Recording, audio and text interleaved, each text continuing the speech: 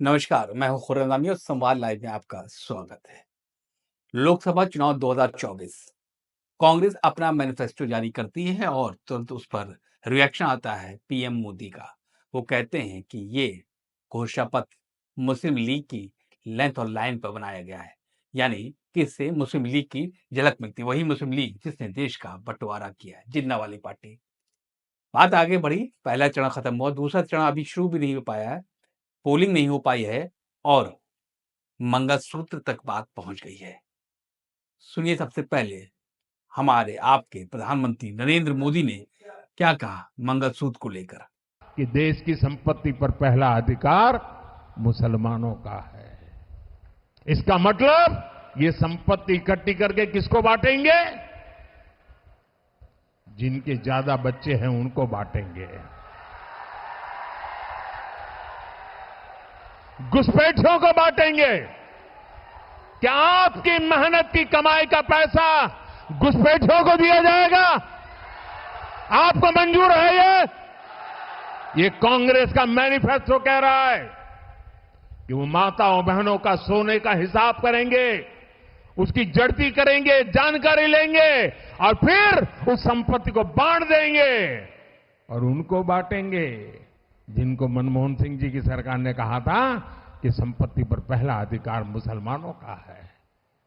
भाइयों बहनों, ये अर्बन नक्सल की सोच, मेरी माताओं बहनों, ये आपका मंगलसूत्र भी बचने नहीं देंगे, यहां तक जाएंगे, मैं कहने आया हूं। नरेंद्र मोदी का यह बयान जब आया तो जाहिर सी बात है कांग्रेस की तरफ से जवाब तो आना ही था। और जवाब दिया किसने? प्रियंका गांधी ने।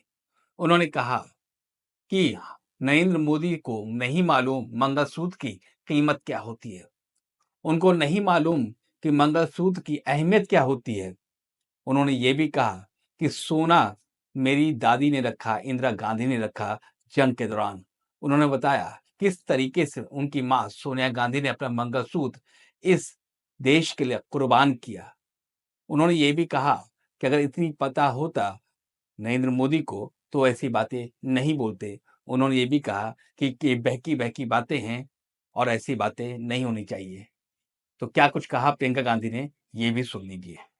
कैसी कैसी बहकी बहकी बातें। पिछले 2 दिनों में अब ये शुरू हुआ है कि कांग्रेस पार्टी चाहती है कि आपके मंगलसूत्र और आपका सोना आपसे छीन ले। 70 सालों से ये देश स्वतंत्र है। 55 सालों के लिए कांग्रेस की सरकार रही है। किसी ने आपसे सोना छीना, आपके मंगलसूत्र छीने? इंदिरा गांधी ने अपना सोना, जब जंग हुई थी, अपना सोना देश को दिया। मेरी मां का मंगलसूत्र इस देश को कुर्बान हुआ है। और अगर मोदी जी मंगलसूत्र का महत्व समझते तो वो ऐसी अनैतिक बातें नहीं करते। किसान पर कर्ज चढ़ता है तो उसकी पत्नी अपने मंगलसूत्र को गिरवी रखती है। बच्चों की शादी होती है या दवाई की जरूरत होती है तो महिलाएं अपने गहने गिरवी रखती हैं। ये बात ये लोग नहीं समझते। और इसका प्रमाण ये है कि जब नोटबंदी हुई और महिलाओं की बचत इन्होंने ली, इन्होंने कहा कि बैंकों में पहुंचाओ, तब मोदी जी कहां थे? तब मोदी जी क्या कह रहे थे? ले रहे थे आपसे। मणिपुर में एक जवान की बीवी को का वस्त्र हरण करके पूरे देश के सामने चलाया।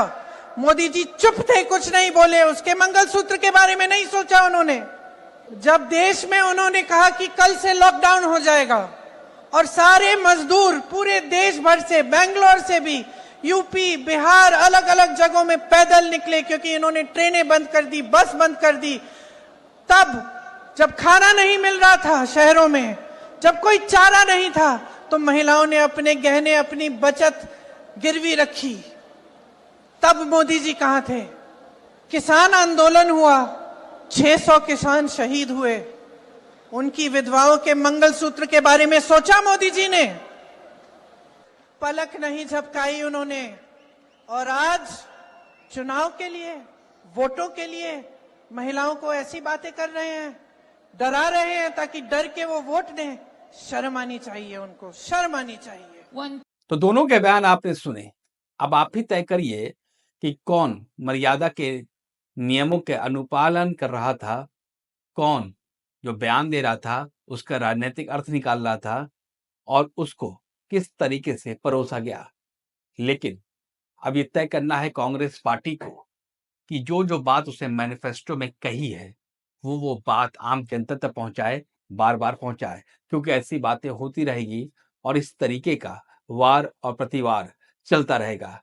लेकिन एक बात तो बिल्कुल साफ है कि पार्टी कोई भी हो, नेता कोई भी हो, किसी कद का भी हो, उसे अपनी भाषा की मर्यादा रखनी चाहिए और ऐसे बयान नहीं देना चाहिए जिससे कि ये महसूस हो सके कि यहाँ पर कुछ भी हो, वो सब कुछ चुनाव के दौर में राजनीतिक से प्रेरित है। तो तय कर लीजिए कि किस तरीके से देश किसके पास जाएगा और कैसे चलेगा। ये काम कांग्रेस करे या फिर भारतीय जनता पार्टी, तय तो उनको भी करना है कि देश पहले या चुनाव पहले या सरकार पहले।